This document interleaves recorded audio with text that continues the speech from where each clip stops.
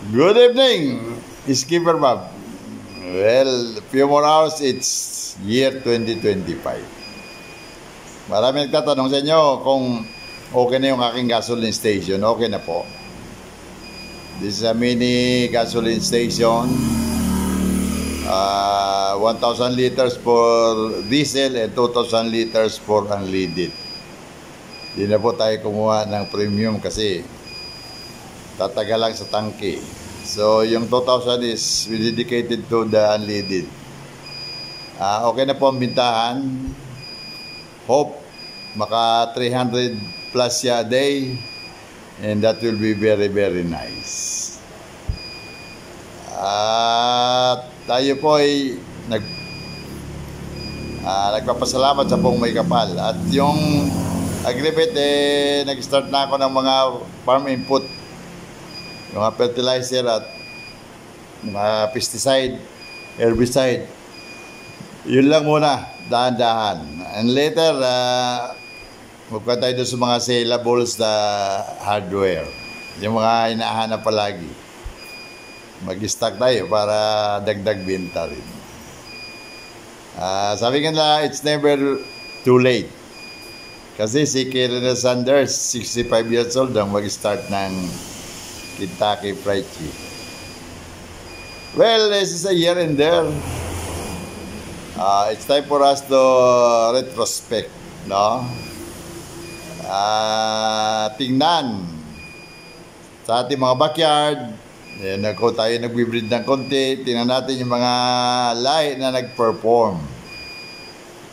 Yung maganda yung average niya.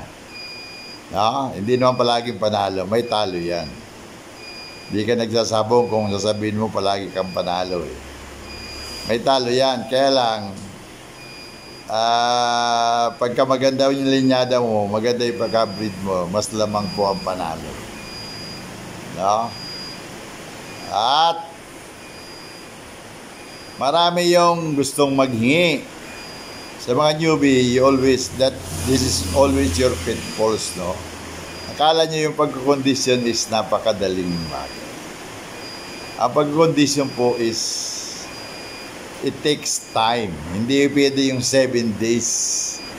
Usually, ang pagkakondisyon, it takes 21 days. That is the complete cycle of conditioning.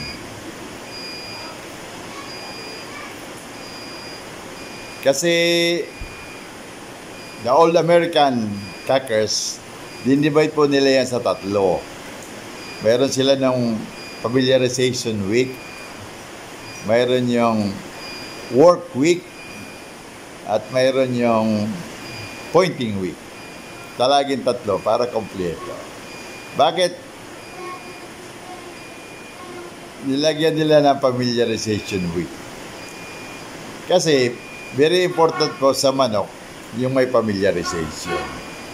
Anything na i-introduce mo sa manok sa day of the fight na something new, stressful po yan. Baka lagi yung tatanda, no? Very important na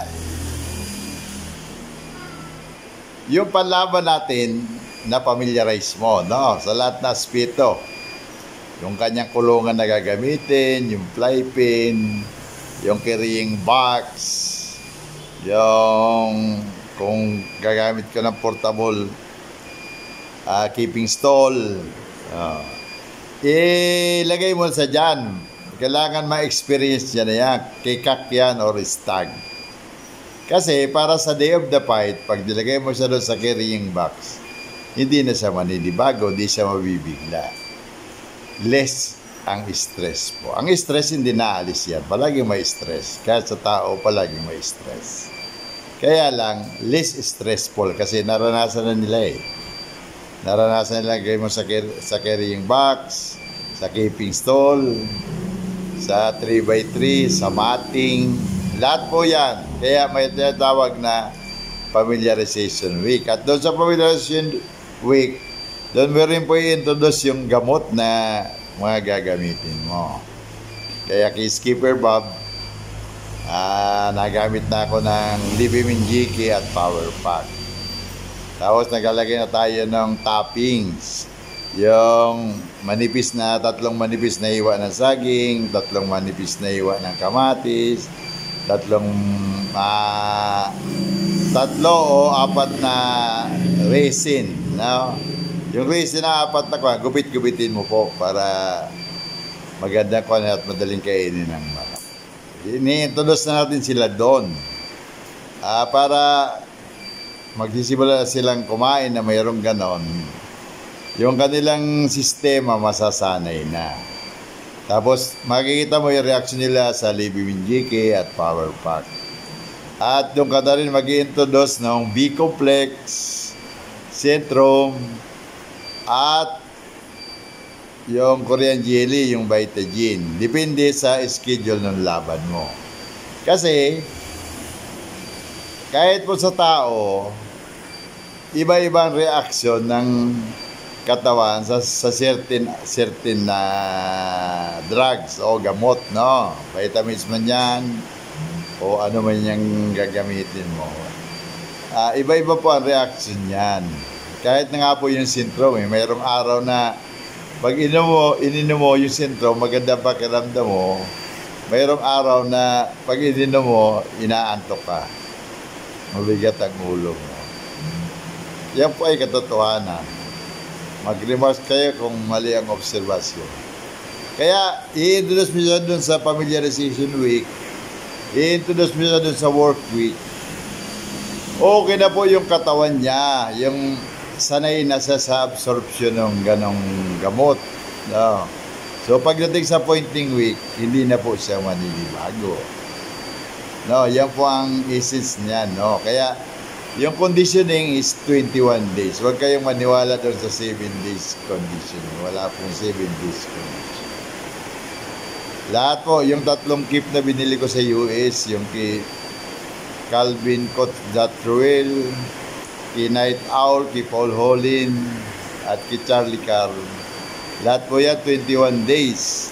Ngayon, pag nag-subscribe ka sa Faded Warriors, bibigyan ka ng mga keep nila Colonel Managin sa papel, 21 days.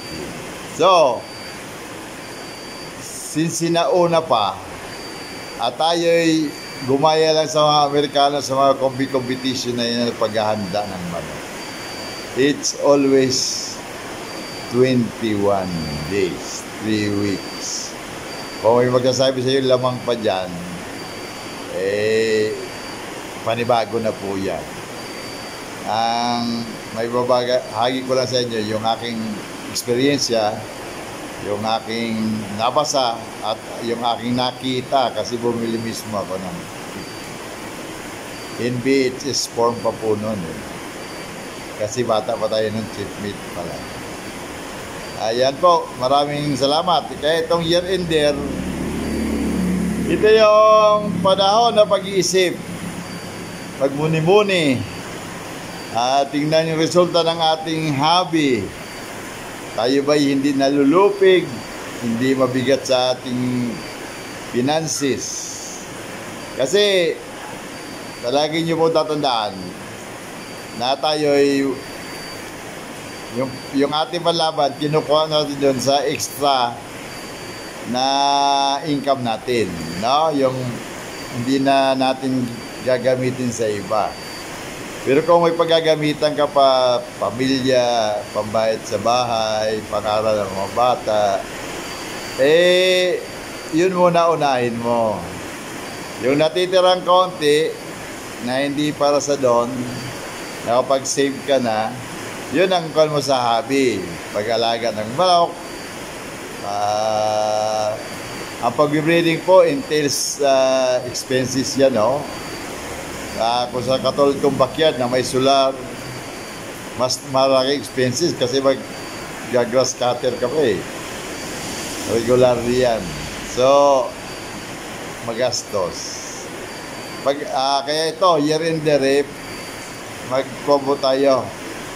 Mag-isip, pag-aralan, tingnan, i-analisa. Para rin ito sa mga backyard, no? At mga newbie.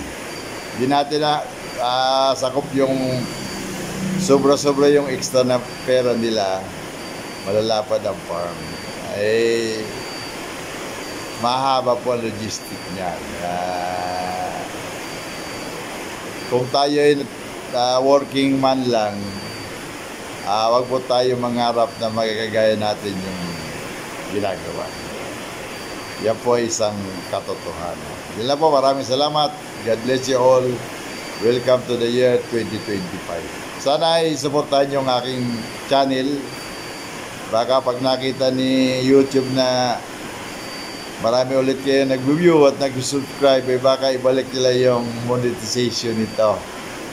At least mayroon tayong kahit pambayad man lang sa